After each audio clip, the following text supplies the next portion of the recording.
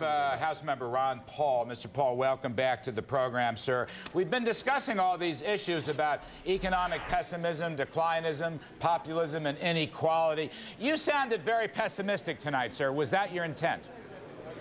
No, not at all, because what's existing is very pessimistic, but I'm very optimistic if we did the right things, and that's a big if. But I think the quality of life is going down. I think real income is going down. I think there is a disparity between the poor and the middle class and Wall Street. I think some people are doing exceptionally well. There are more billionaires than ever before.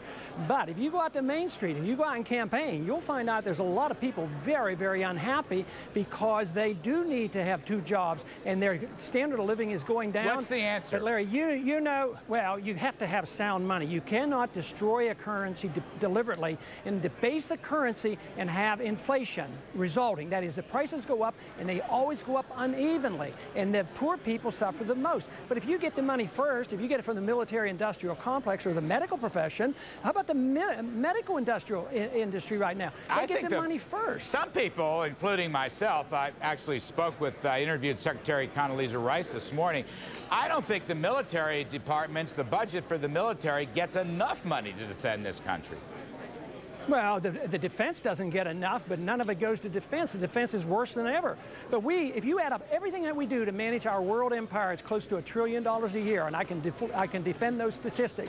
You don't need all this, and our defense is down. The military equipment's in worse shape. We're under greater threat than ever before because our foreign policy is actually setting the stage for a more likely attack on us. So I think everything we do is wrong. I'd spend more money on defense, and yet we spend more money on the military, on stuff we don't need, and wars we don't need to fight, and we forget about our own borders, and we forget about taking care of ourselves. We were protecting Korea a lot better than we were protecting Washington, D.C. on 9/11. Right, so we're disoriented. Let me go back to some of the issues here. First of all, a lot of the discussion at the beginning of the debate in the first hour was about budget cutting.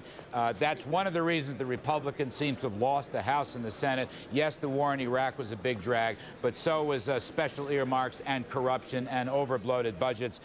Are there specifics you can give us this evening, sir, to reduce the federal budget? Yes, I would start with the overseas military expenditures. You can cut hundreds of billions of dollars there, and we'd be better off for it. But I don't believe in the Department of Education and the Department of Energy. I mean, the Department of Agriculture, why do we have to keep pouring out these billions of dollars worth of subsidies? Why do we subsidize the energy industry, always giving subsidies, pretending that we know which is the best energy source? So I say there's a lot we could do, but we have to change.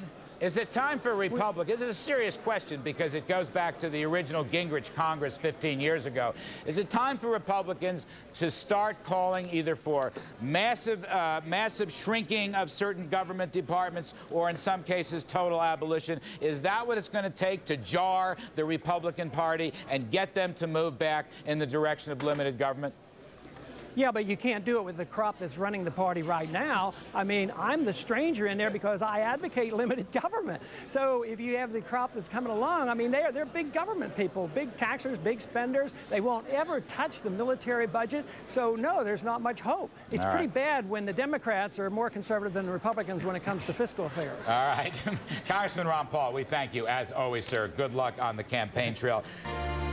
Right now, we own foreigners $2.7 trillion. No wonder they have money to come back in here and buy stuff up, and then we object. But that has to do with our monetary system as well as our foreign policy. So if we want prosperity, we have to change our foreign policy. We have to live within our means, but we can't maintain a reserve currency where all our greatest export today are paper dollars. We create money out of thin air, and they still accept it as if it was backed by gold.